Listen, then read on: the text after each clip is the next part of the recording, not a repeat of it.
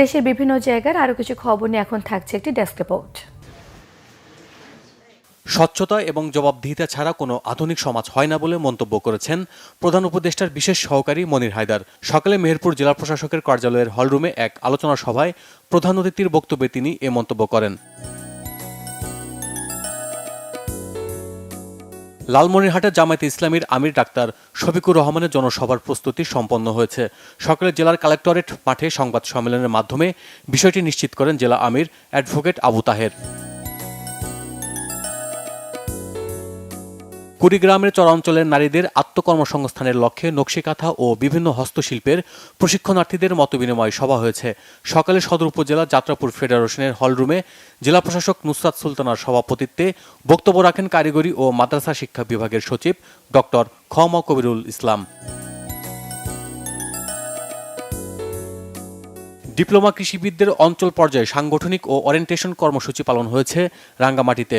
সকালে পার্বত্য চট্টগ্রাম উন্নয়ন বোর্ড মাইনি মিলনায়তনে অনুষ্ঠানের প্রধান অতিথি ছিলেন ডিপ্লোমা কৃষিবিদ ইনস্টিটিউশনের কেন্দ্রীয় নির্বাহী কমিটির সভাপতি মোহাম্মদ জহুল হায়দার হাশেমি পলাশ।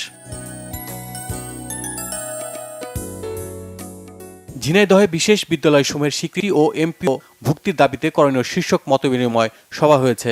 সকালে শহরের তামান্না পার্কের মিলনায়তনে এতে উপস্থিত ছিলেন প্রতিবন্ধী বিদ্যালয় ও সমন্বয় পরিষদের সভাপতি ইলিয়াস রাজ।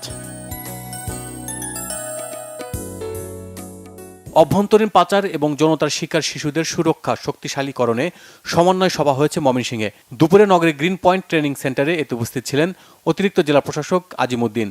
এদিকে 1971 সালের 17 এপ্রিল পাক বাহিনীর প্রথম বিমান হামলায় গফরগাঁওয়ে নিহত 19 শহীদের 54তম স্মরণ সভা ও দোয়া মাহফিল হয়েছে।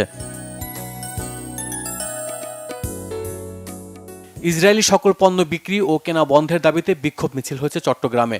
জুমার নামাজ শেষে মহানগরী সিআরবি জামে মসজিদ থেকে বিক্ষোভ মিছিলটি গুরুত্বপূর্ণ সড়ক প্রদক্ষিণ করে।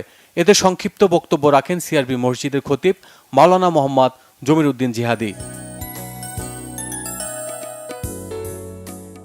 মাদারীপুরের ডাসারে গ্রিস প্রবাসীর বাড়ি থেকে নগদ অর্থ ও স্বর্ণালংকার লুটপাটের অভিযোগ উঠেছে। উপজেলার বাগরিয়া গ্রামের প্রবাসী বাবুল খানের বাড়িতে এ ঘটনা হয়। ভুক্তভোগী পরিবারের সদস্যরা জানায়, বাড়ির পাশের জমিতে মাছ চাষের জন্য ভেকু দিয়ে ঘের কাটতে গেলে চাঁদা দাবি করে এলাকার কিছু দুষ্কৃতিকারী। পরে ভেকু ভাঙতে যায় তারা, বাধা দিলে বাড়িতে লুটপাট করে সন্ত্রাসীরা। Bangla vision news desk.